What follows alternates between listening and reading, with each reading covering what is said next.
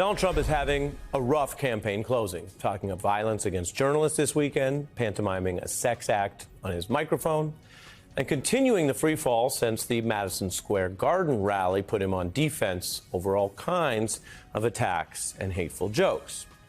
Now, voters have been living through the impact of Trump's first term for some time. People lived through the COVID failures, the ensuing economic collapse, his failed coup, and these abortion bans around the nation. But there are many accounts that suggest Trump is not only basically tied with Harris, but that he could end this election with more support than before.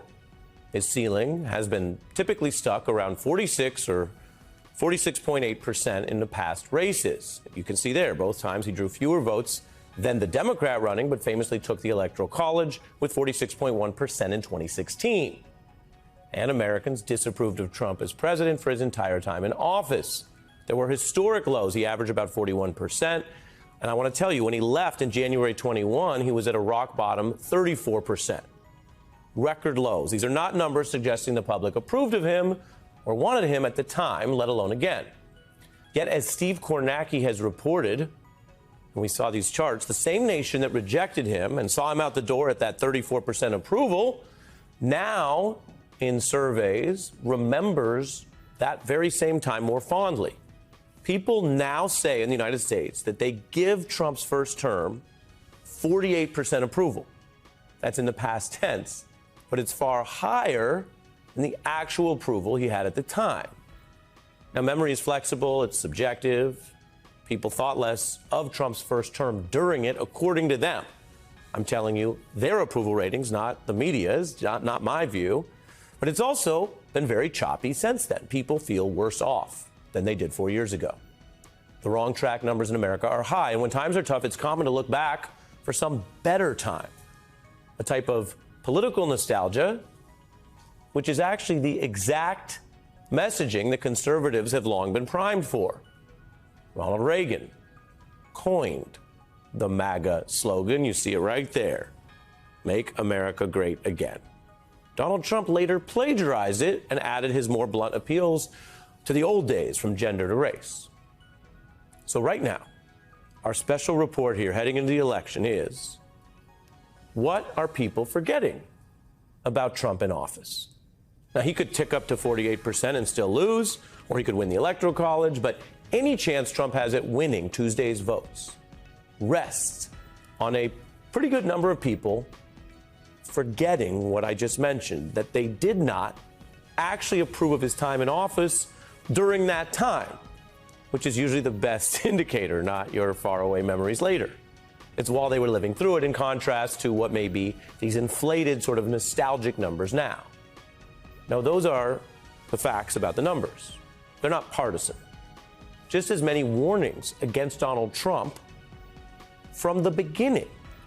Warnings that he was unfit, untrustworthy, divisive, and wholly opposed to the actual public service for the nation and sacrifice came not as a partisan attack, but from Republicans and from conservatives back when they were speaking freely before Trump's unexpected 2016 Electoral College victory. They were based on Trump's record over the years in business, in public life. They weren't based on some liberal agenda or Biden-Harris campaign that was many years in the future.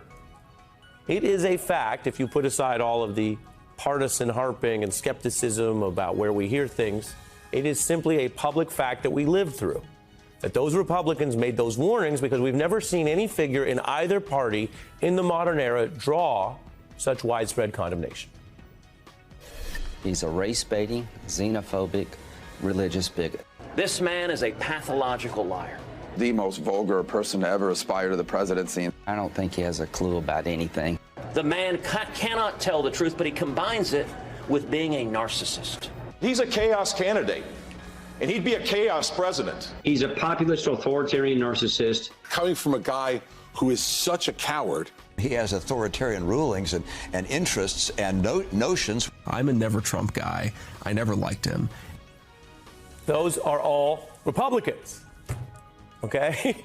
His own running mate, the last voice you heard there, opposed him so much, he didn't just say, I'm a not Trump or an anti-Trump. He said he was never Trump, and then collapsed the meaning of the word never.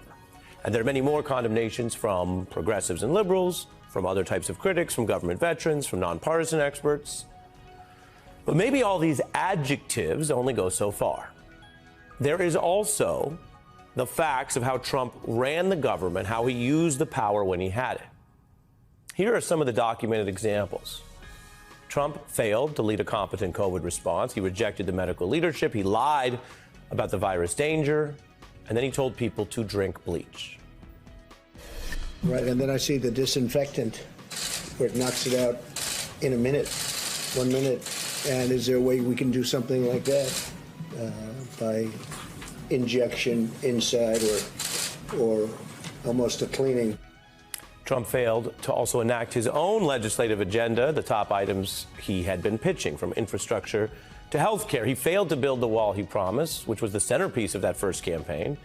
He then launched a chaotic travel ban, with which courts limited. He used immigration powers to separate children from their own parents, something almost no parent and no free-thinking person says is a positive. He bent American policy towards Wall Street bankers after campaigning as a populist, from tax welfare to gutting consumer protections. He failed to appoint or maintain qualified officials. With so many people quitting or getting fired, he had the record of the worst turnover in modern American history. More on that in a moment. He was repeatedly caught abusing power for his own benefit, routing foreign and domestic government funds to himself and his companies, demanding prosecutions of his opponents, shaking down Ukraine to go after the Bidens. He staffed the courts in order to end Roe, paving the road for those Trump abortion bans. He used his bully pulpit to clearly coddle and equivocate on white supremacy at Charlottesville. He encouraged violent militias like the Proud Boys. He routinely divided and denigrated his fellow citizens. People know and remember that. Trump ran the most criminal operation since Nixon, who, of course, was run out of the White House. During one term in office, Trump has seen 20-some aides indicted, a dozen convicted, several incarcerated, and many more now awaiting trial, including his own most serious trial for federal felony offenses for the failed coup, which makes Trump the first president to ever thwart a peaceful transfer of power with an insurrection. And he lied hundreds of his own supporters into their conduct that day and later convictions and prison, even as he now very openly